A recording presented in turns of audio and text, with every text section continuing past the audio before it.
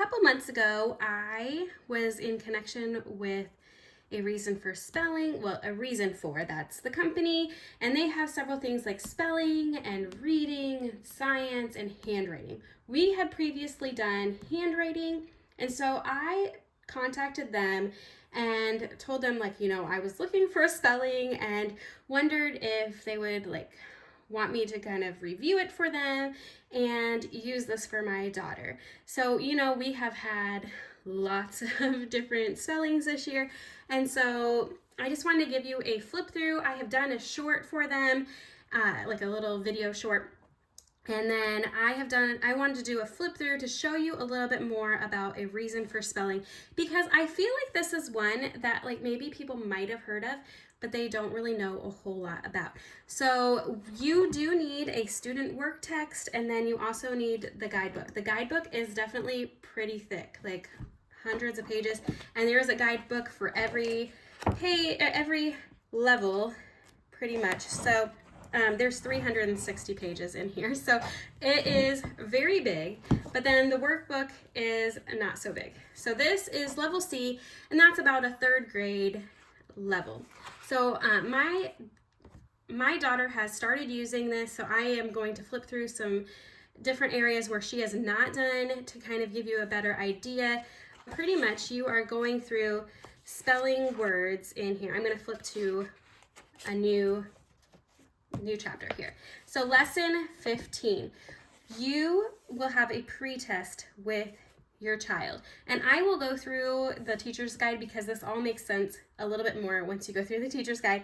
There is scripture right here, so this is a religious material. There is scripture, and then you start your words. For the most part, I have found that the words don't really go by any certain reasoning that they do, what words they do, but it's usually about what on their level. So here is a list of 15 words, and then they're going to do the boxes here. So they have activities throughout, not necessarily divided by days, so you can kind of pick and choose. This is a hide and seek. It gives you the instructions on what to do in the teacher's guide. Here's other word forms. You're using the words below. Follow the instructions given by your teacher. So you definitely need the teacher's guide to understand how to do this. Then you're doing different ways to spell, like fun activities that they have. So I love that there is hands-on activities, like different ways for different learners. Spell your words with pictures, spell your words out loud, spell your words with lemon juice, and spell your words with pipe cleaners. And each lesson number has different activities. It's not the same throughout, so they do change those up. So this one in particular does have a crossword puzzle, and there's your word bank down below, but not every one has a crossword puzzle. Some of them do not. Then you have some dictation. The sentences that you would use are in the teacher's guide. And then you have some proofreading where they will fill in the oval if there's no mistake. Then you're going to go, you have a game to do, a secret code. And this comes from your word list, the words usually do. And then they have a journaling option down here. This is pretty much the end of your lesson. You have lesson 15, and then you're over here to lesson 16. So they don't have a page for a post-test on here. So you could do a post-test. It almost seems like some of these activities, if you're doing them, you could do a page a day, but you might just want to kind of break it up by activities. And you can choose to do all of the activities or, switch it up a little bit. So I'll just show you the next lesson just to give you a better idea. So you have your pre-test here, and then you're going to have the boxes. So this is the same, and then these two activities do seem the same. But then fun ways to spell, like I said, this is different. Spell your words in your classmates' hands. Record your voice as you spell your words. Spell your words with paper cups, and spell your words with magazine clippings. So definitely different ways, hands-on ways to do it. This one has some sentence fun. You're filling in the sentence with your words. Here's your word bank. You do have more dictation, and then proofreading down here. So those dictation and proofreading are usually the same. These last pages can be different. This is a game. It says glue on a piece of puzzle picture for each of your words. So you have that, and that should probably be in the teacher's guide. And then you have the journaling option as well.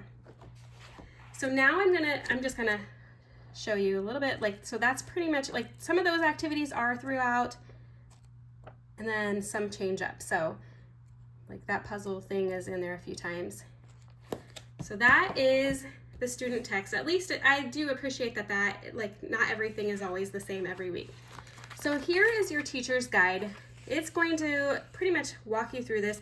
Has placement tests in here to let you know which level you should work on. And then it goes through day 1. There is a literature connection that you could do as well, where you read a story. And then it does go, so day 1 you would do like your preview test, and you can kind of customize your list. You say it, there's like a little bit of things to say. I'll show you in the teacher's guide. There's take a minute, the clock graphic, and then the progress chart. So still day 1, they still recommend even doing this page with the boxes on day 1. For me personally, for our family, I feel like that would be too much if you're reading and then doing the pretest and then also doing the boxed list there, the worksheet that you do those boxes. I feel like that would be a whole lot and almost too much focus on spelling because we have other language arts activities to do. Day 2, they tell you to maybe do like the hide and seek, other word forms, and fun ways to spell. Day 3, they have you doing your language activity and take a minute. There's a take a minute there. Then day 4 is dictation and proofreading. Then also hide and seek and other word forms. Day 5, you do a post test, progress chart. There is a free printable, it says. So it's not in the book, but there is a free printable if you wanted to go on their website. Progress chart, and then like a personal dictionary if they wanted to do that as well. Day 5 also does a learning game, journal entry, and quotables. So quite a bit on day 5 as well. So here are some different things where they have done their research. Here's some more information about English as a second language. You can do like a word wall. It goes through like flip folders and inventive spelling and journaling. Then it goes through like the whole word list. They're just word lists are based on frequency of use in student and adult writing, frequency of use in reading materials, and spelling difficulties and grade level familiarity. So not necessarily, they're like, it has actually for every level too. So these aren't necessarily words that like go together, but just telling you like how they've picked the words and stuff. So here are the daily lesson plans. So you would start out here, just have like a little letter to you. And then you have this whole reading. It's about 2 pages. The pretest gives you the words. You also have sentences that you can use. So here's the take a minute where it has the Bible verse, and you can have them memorize it if you wanted to.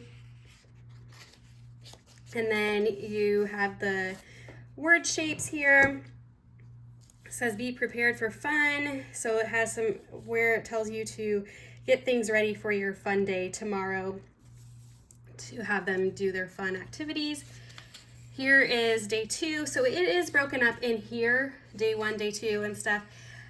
Like I said, you can kind of adjust that if you wanted to. Here is where it tells you to do how to do the hide and seek, and then also the other word forms there. You are still doing like the sentence fun. This is ABC order, and then take a minute to memorize, going through that Bible verse again. Day 4 has the dictation, so here are the sentences that you would read, and then it just kind of goes through proofreading. They would do some proofreading. And day 4 and 5, this is continuing like the hide and seek that you have, and then there's like other word forms, so they can do that. And then it tells you about like the post test right here, and then another game, and then the journaling. Here's the information about the journaling. Here's the game word list. So the game on the student page doesn't really make sense unless you have this information on how to play right here. So that's why you definitely need that. If you are getting the work text, you cannot just use this material as just the work text. So then it just goes a little more into the journaling here. And here's a quote.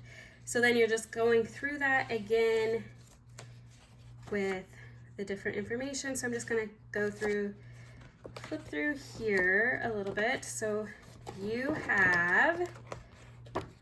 doing 32 weeks with like the last week is a review week. So you do have some review weeks. And like this one has like a big game, and this is like test and dictation here.